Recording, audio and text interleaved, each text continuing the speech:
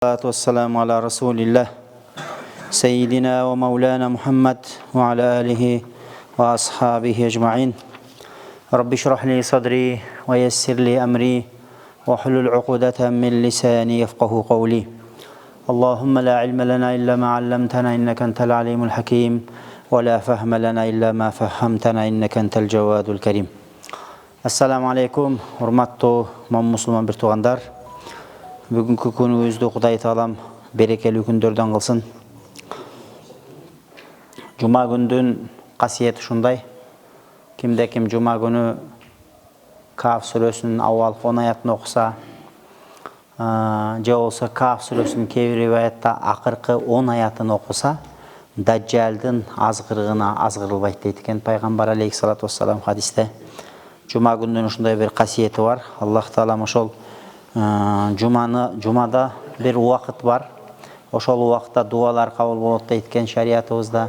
Ошол убакытка кимде ким туш болуп, ошол учурда Кудайдан бир бата тилек дуасын кылып кала турган болчу болсо, жараткан Аллах таалам дуаларын кабыл кылат дейт экен. Аллах таала Куранда Аузу биллахи минеш шайтанир раджим. يوم ينظر المرء ما قدمت يداه ويقول الكافر يا ليتني كنت ترابا. Бұл сүрө бардыбызга белгилүү Наба сүрөсү, Амма сүрөсү деп коебуз да 30-чу паранын Куранда биз кыргызча 30 парага бөлөбүз. Ошол 30-чу паранын акыркы 30-чу паранын башындагы эң биринчи сүрө бул Наба сүрөсү болуп эсептелет дагы. Ошол Наба сүрөсүнүн эң акыркы аяты ушул да. Бул не дейт? Яума янзурул мар'у ма каддамат яда. Кыямат күнү ушундай бир күн келет. Ал күнү адам баласы өзүнүн кылган амалын эмне иш кылган болчу болсо, ошону өз көзү менен көрөт экен да. Анан ошол кезде эмне болот экен? Ва якулул кафиру я лайтани кунту тураба. Кудайга ишенбеген, Кудайдын жалгыздыгын кабылдабаган, Кудайды жаратуучу деп кабылдабаган, кыргызча айтат го, теңирден тетири кеткендер ошол күнү бармагын тиштеп, я лайтани кунту тураба. Аттиң ушундан көрү топурак болуп калсам гана деп өкүнө турган күн келет экен. Ошондуктан алхамдулилла бизде Аллах таала мына ушундай бир мүмкүнчүлүктөрдү берип жумага алып келип койду. Аллах таалага миң мертебе шүгүр дейли. Шариатты аалымдар бүт баары жогун изилдеп келип, Куран, хадис бүт баары жогун изилдеп келип, эмне үчүн намаз окуйбуз? Эмне үчүн орозо кармайбыз? Эмне үчүн ажыга барабыз? Мынакей ажыга кетип атат. Кыргызстандан 6000ден ашык ажыга орун берилген. Мынакей ажылар учуп жөнөп кетти, Кудай буйруса, дагы жөнөп атат. Алдыңкы сапарга жөнөгөндөр кетти. Алардын кылган ажылык дуаларын элибиз, жерибиз үчүн, журтубуз үчүн, мамлекетибиз үчүн, мусулмандар үчүн кылган дуаларын жараткан Аллах таалам кабыл кылсын. Эмне үчүн ажылык кылабыз?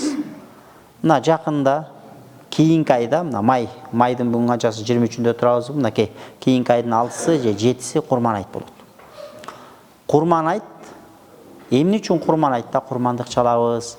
Ушуга окшогон нерселердин баарын пайгамбарыбыз окуу, намаз окуу, орозо кармады айтып берген да. Бирок ушул Куранда Алла таала буйруган буйруктардын, хадисте пайгамбар буйруган буйруктардын, хадисте пайгамбар тыйып салган.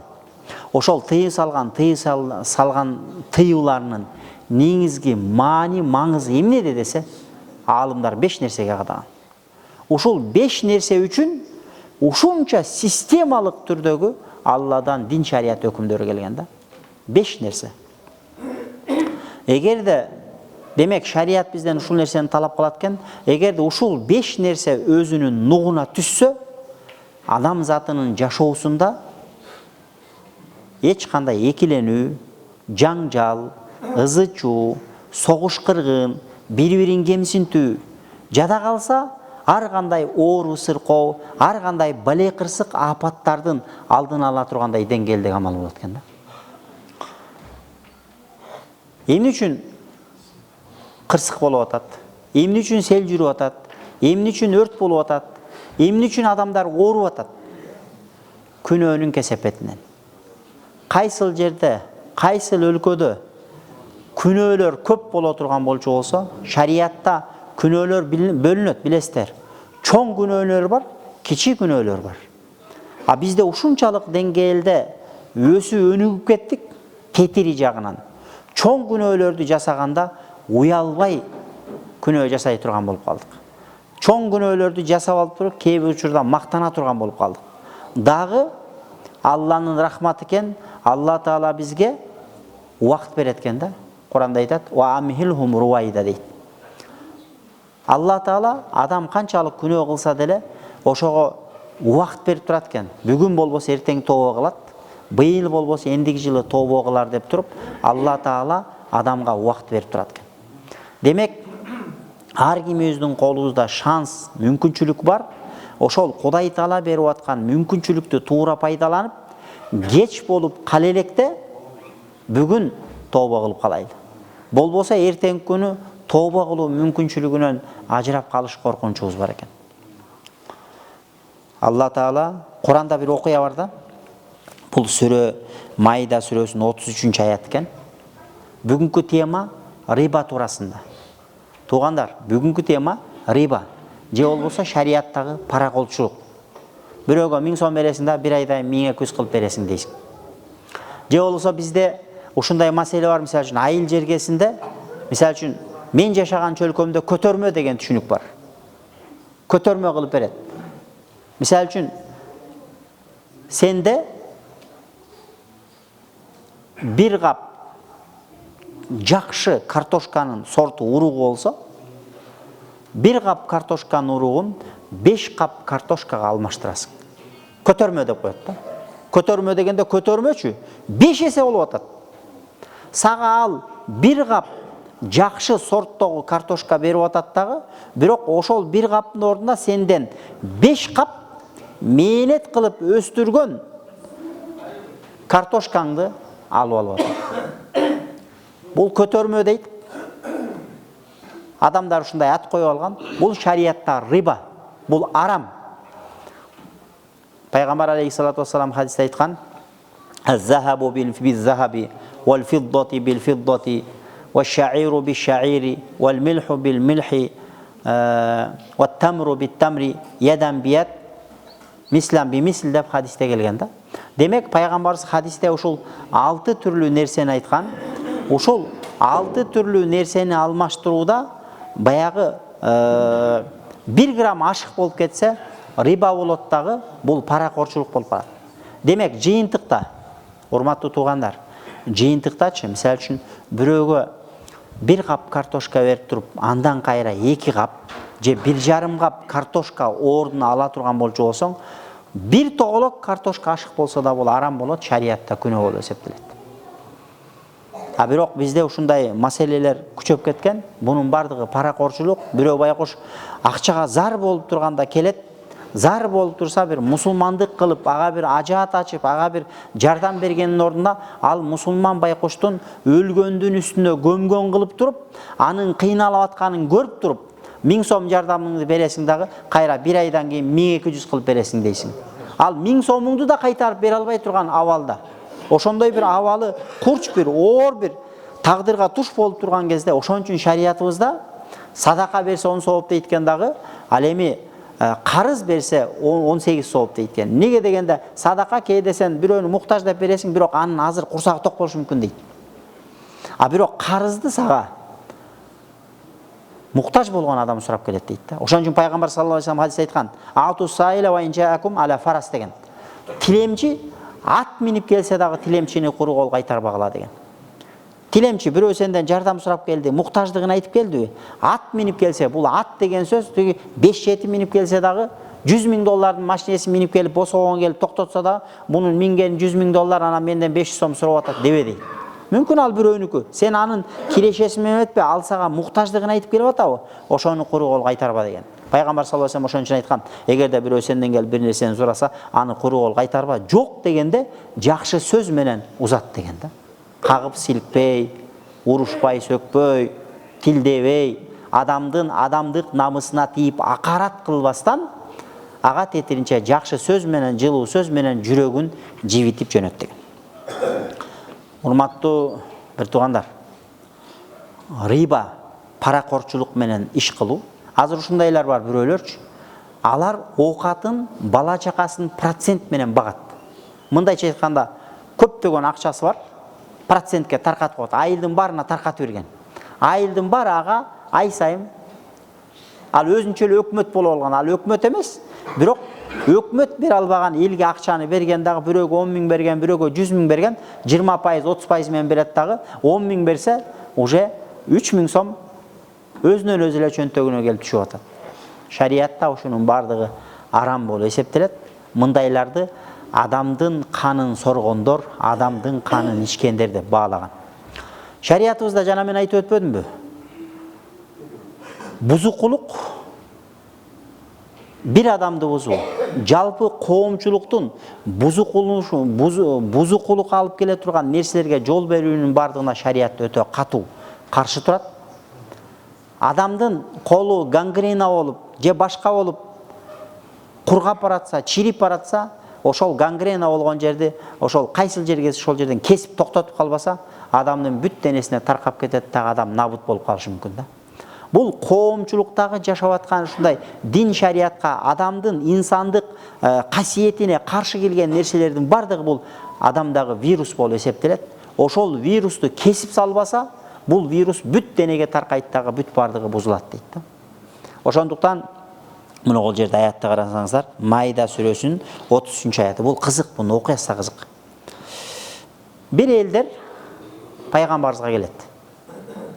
Пайгамбарыбызга алыстан атайын бир делегация болуп келишет. 20-30 киши келеби. Анан пайгамбарыбызга келип ыйман келтирет. Ислам динин кабыл алат. Ислам динин кабыл алып, ыйман келтиргенден кийин анан булар ооруп калат. Анан ошондо пайгамбар алейхиссалату вассалам буларды жайлоого чыккыла дагы, ошол жайлоодон төөнүн сүтүн ичкиле дейт. Анан булар чыгат дагы, барып төөнүн сүтүн ичип, баягы ооруга чалдыгып калган бар.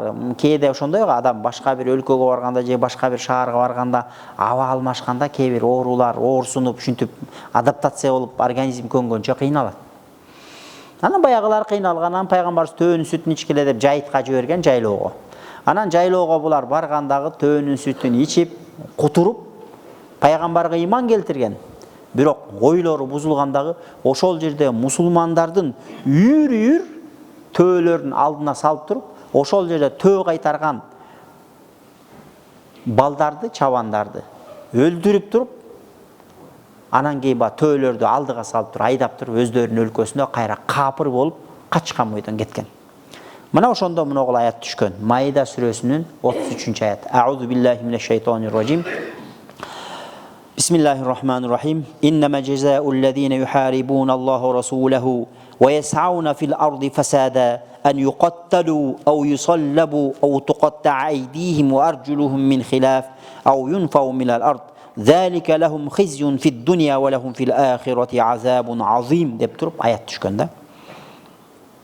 Bul жерде мындай дейт да: İnnema cezaa'ullezine yuharibun Allahu rasulahu. Аллага каршы согуш ачкандардын, пайгамбарга каршы согуш ачкандардын жана жер бетинде бузукулук кылгандардын жазасы өлүм деген. Бизде деле ошондой. Өкмөттө дүнүйөлүк, азыр дүнүйөнүн кайсы чөлкөмүнө барба, бир мамлекеттин гражданини өзүнүн өлкөсүн сатып, өзүнүн өлкөсүндөгү эң бир баалуу деген маалыматты душман деп эсептелген өлкөгө сата турган болчу болсо, аны шпион катары баалап туруп, аны эмес, анын үй бүлөсү менен репрессия кылып жибериши мүмкүн. Соттошу мүмкүн, жазага тартышы мүмкүн да. Ошондуктан бул жерде Куранда алардын байлык, алардын төөсүн айдап кеткен үчүн эмес, жер бетинде бузукулукка жол бергендиги үчүн. Ошон үчүн шариятыбызда ошондой эч кандай жамандык кылууга уруксат берилбейт. Согуш, исламда согуш бар. Исламда жихад бар, билесиздерби? Жихад дегенде согуш түшүнөбүз. Бирок исламдагы жихадтын асыл жыысы дагы жок. Жер бетинде жихад деп жар салып, мусулмандарды бүтүндөй дүнүйөгө мокочо көрсөтүп аткандар бар. Бирок жихадтын жысын да аткара албай атат. Анткени чыныгы жихадта пайгамбарыбыз талдарды өрттөбөгүлө деген, үйлөрдү өрттөбөгүлө деген, теректерди кыйба кыла деген, аялдарга тийбегиле деген, жаш балдарга тийбегиле деген, кары картан кемпир чалдарга тийбегиле деген. Кимде ким курал көтөрүп астыңдан чыкса, ошондой эркектерди гана курал көтөргөнгө жараган, эркектерди сага душмандык кылып сага каршы ок аткандарды гана өлтүргүлө дегенде башка согуш канчалык деңгээлде кызып атса дагы, бирок аялды, картаң чалды, кемпирди, жаш баланы өлтүрүүгө шарият тыйым салган. Жада калса эгинди өрттөбө, теректи кыйба, үйдү өрттөбө деген. Бирок айткылачы, жер бетинде каерде согуш болсо, ошол жерде үй өрттөнбөйт. Азыр Газада көрүп атабыз, башка жакта көрүп атабыз. Жанагындай чоң-чоң снарядтар келип түшкөндөчө, бир үйдө эмес, бир кварталды жер менен жексен кылып күлүн асманга сапырып салып атат. Бир квартал, бир бомба түшсө туңгуш жок да. Субханалла, ислам дининин адилеттүүлүгү. Адам болгондон кийин конфликт болбой койбойт экен. Конфликт болот экен, согуш болот экен. Бирок кокус ошондой согуш болуп кетсе, аялдарга тийбегиле деген. Аялдар согуш болгон жерде аялдар астынан чыгып калса болду. Ал зордукка дуушар болот. Жаш балдар түшүп калса, зордукка дуушар болот жаш кыздар. Кемпир чалдар болсо өлтүрөт. Аларды курсагын тилип, алардын башын алып, даргасып, шариятта мусла кылуу арам. Мусла деген эмне? Мусла деген Аллах Таала берген өң кийипти каалагандай жасоо. Ошон үчүн шариятта татуировка койдуруу арам. Ошон үчүн шариятта өзүңө денеңе каалагандай бир нерселерди чийдирип алуу арам болуп эсептелет. Тирүү адамды ошондой кылып мурду башын кескилеш кандай арам болсо, өлгөн адамдын да ошондой мурду башын, кулак мурдун кескилеп, аны кыйноо арам болуп эсептелет. Ислам динибиз ушундай. Кокус бирөөнү өлтүрө турган болсо, мисалда, ал өлүм жазасын тартылдыбы? Ал өлгөндөн кийин анын кулак мурдун кескилеп, анан кийин аны шылдыңдоого уруксат бербейт. Ошондуктан урматтуу мусулман бир туугандар, муногул бүгүнкү биздин темабыз паракорчулук, парага берүү, пара алуу, же болбосо жанагы процентке берип, процент алуу. Негизи эле бир мусулмандын үстүнөн акча иштөө бул киши өлтүргөн менен айырмасы жок. Пайгамбар алейхиссалату вассалам айткан, "Ижтанибу саб'ал мубиқат" деген, 7 бале бар деген. Адамды өлтүрүп, адамды түбүнө жетет. Дүнүйөдө да баксыз кылат, акыретте да бактысыз кылат деген. Ошол 7 адамды түбүнө жете турган нерседен сак болгула деген. Ал кайсыл десе биринчиси, сахабалар сураган, "Я Расулалла, алар кайсылар?" дегенде биринчиси Аллага шерик кошуу деген. Алланын аялы бар, Алланын баласы бар, Алла Таала тийге муктаж, Алла Таала буга муктаж деп Аллах Таалага шерик кошуп Аллага тил тийгизүү бул адамдын түбүнө жетет. Дүнүйөдө да ал адам шору куруду, акыретте ал түбөлүктө шору куруган абалда калат. Экинчиси сыйкыр, кара дуа, көз ачыктарга баруу, бүү бакчыларга баруу, ошолорго барып дем салдырып, ошолордун айтканын кылып, ошолорго ишенүү. Бул да адамдын түбүнө жете турган нерсе. Барбагыла туугандар, аялдарыңарга айткыла. Азыркы кезде ушундай адамдар соодасы жүрбөй калса, жанындагы коңшусунун соодасы жүрүп атса, Алладан рызкы болуп атат, Алла рызкы берип атат, Алла менин бешенеме, Алла Таала ар бир адам төрөлгөндө маңдайына 4 нерсени жазат дейт пайгамбарыбыз хадисте. Качан өлөрүн, рызкысын, бактылуу болорун, бактысыз болорун жазат. Сенин рызкың маңдайыңа жазылган. Сен ага кара дуа октасыңбы, башка дуа октасыңбы, эмне бале октасың, бирок Алла Таала сенин бешенеңе кандай рызкы буйруса, ошол рызкың гана жетет. Сен кара дуа окуткондо клиентиң бар, сага келип сен соодаң болуп кетсе, сен байып кетпейсиң. Бунун бардыгы ичи тардыктын, көрө албастыктын, эки жүздүүлүктүн, мусулманга болгон кара санатайлыктан келип чыккан нерсе болуп эсептелет. Бунун бардыгы шариятта бузукулук болот. Урматтуу мусулмандар, Пайгамбар алейхиссалату вассалам хадисинде айтат: "Ал-муслиму ман салима ал-муслимуна мин лисаниhi ва яди". Чыныгы мусулман экинчи бир мусулмандын тилинен да, колунан да зыян тартпашы керек дейт. Адам баласы шунчалык бузукулуктарды кылат экен. Ошон үчүн кимде ким кандай башынан бир кылмыш өтпөсүн, жаза өтпөсүн, кандай бир жазып тайып, пендечилик кылып күнөө кылбасын, ширк кылабы, ал сыйкырга барып коебу, ал ушундай жаман арам жолдорго барып коебу? Тобо кылыш керек. Эй Аллахым, күнөөмдү кечир. Эй Аллахым деп Кудайга чындап Кудайдан тобо кылып, ыйлап, Кудайга ошол кылган иш үчүн өкүнүп, ошого экинчи кайтпайын деп Кудайга сөз берүү менен күнөөлөр кечирилет иншалла. Ошондуктан сыйкырчылык кылуу бул дагы адамдын түбүнө жете турган нерсе. Сыйкырчыга баруу, көз ачыктарга баруу, аларга ишенүү. Бул Алланын тагдырына, Алла рызкы кепилдик болгон. Ал адамдын рызкысына Алла Таала кепил болгон. Демек Алла Таала рызкысын жеткирип турат. Демек ушундай сыйкырчыга барып, анан менин жолум болуп кетсин, ал болуп кетсин, бул болуп кетсин деп көз ачыкка барып, же бүү бакшыга барып дуу окутуу, бул мусулмандын иши эмес. Бул Кудайга тобокел кылган адамдын иши эмес.